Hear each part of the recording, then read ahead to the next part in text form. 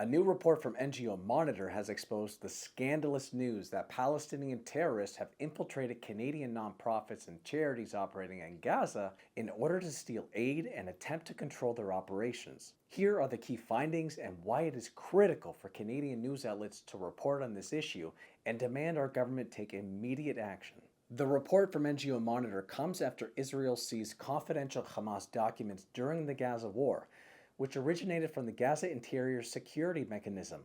a unit within the Hamas Ministry of Interior and National Security responsible for surveillance, counter-espionage, political dissent, civil defense, border crossings, enforcement of Islamic law, and handling of prisoners in Gaza. The documents outline what appears to be a coordinated effort by Hamas to manipulate and exert influence over humanitarian organizations, and in many cases without their knowledge. According to the report, Canadian organizations identified which collectively have received millions of dollars from our federal government for potential surveillance, infiltration, or covert control by Hamas included Action Against Hunger, Catholic Relief Services, Handicap International, Islamic Relief Worldwide, Doctors Without Borders, Norwegian Refugee Council, Save the Children, and World Vision. The findings from NGO Monitor allege that Hamas embedded operatives within these groups and charitable organizations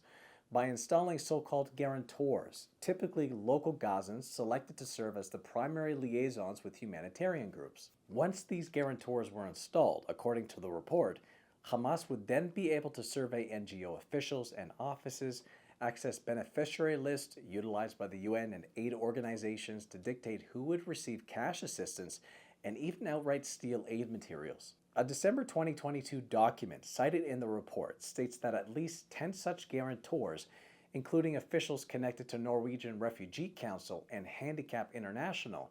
both of which received Canadian funding, were identified as Hamas members or supporters or were simultaneously employed by Hamas-affiliated authorities. The same document further alleges that the guarantor linked to the Canadian-funded Catholic Relief Services was affiliated with the Popular Front for the Liberation of Palestine, a registered terrorist organization by the Government of Canada. With millions of taxpayer dollars flowing to Canadian-supported NGOs and charities,